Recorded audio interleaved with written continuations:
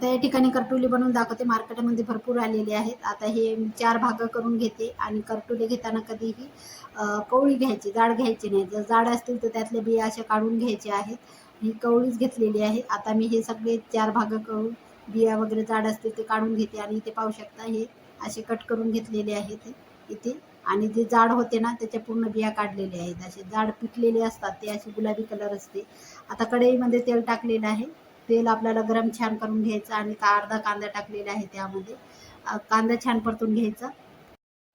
आणि ही करटुले आहेत ना वर्षाला एकदाच येतात आणि ही पावसाळ्यातच येतात रानभाजी. आणि ही भाजी प्रत्येकाने करटुले खाल्लीच पाहिजे. आरोग्यासाठी खूप फायदेशीर ही भाजी आहे. वर्षालाच येते आणि मार्केटला असे भरपूर आलेले आहेत. नक्की आणा आणि करून बघा. आता 4 मिरच्या अशा आतून चीर मारून घेतलेली आहे, टाकलेली आहे. तिखटाचे आहेत, कमी तिखटाचे सुद्धा वापरू शकता. टाका यामध्ये, मस्त लागते. आणि आलं लसणाची पेस्ट आपल्याला टाकायचं 1 चमचा. छान परतून घ्यायची यामध्ये. जर तुम्हाला डाळीमध्ये हे करटुले टाकायचे असते तर अगोदर डाळ भिजत घाला, अर्धी वाटी 1 वाटी काय पाहिजे ते भिजत टाकूनच नंतर शिजायला घ्यायचे. 1 टमाटा बारीक चिरून आणि स्वच्छ धुवून कोथिंबीर टाकलेली आहे. टमाटासुद्धा टाकायचं यामध्ये. आता त्यावरून टाकते मीठ.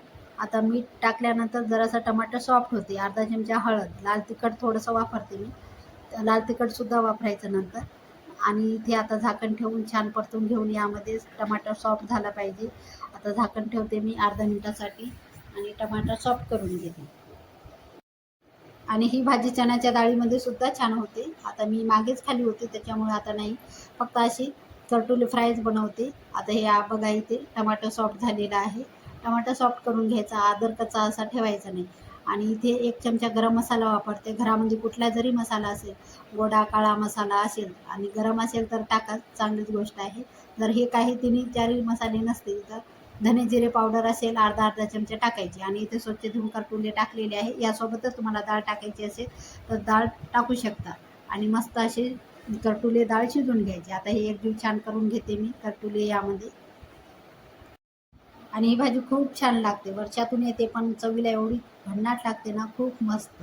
चपाती भाकरीसोबत आपण खाऊ शकतो मस्त अशी. आता अर्धा ग्लासला थोडंसं पाणी कमी टाकते. आपल्याला हे करटुले सॉफ्ट शिजवून घ्यायचे. खूप जाड असतात, बिया असतात त्याच्यामुळे हे सॉफ्ट शिजवून घ्यायचे करटुले. आता झाकण ठेवून मी हे शिजवून घेते छान.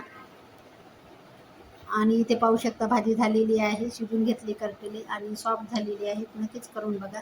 चपाती भाकरीसोबत खाऊ शकता. डाळ टाकायची असेल तर डाळ पण छान सॉफ्ट जराशी शिजवून घ्यायची. नक्कीच आवडली असेल तर लाईक करा.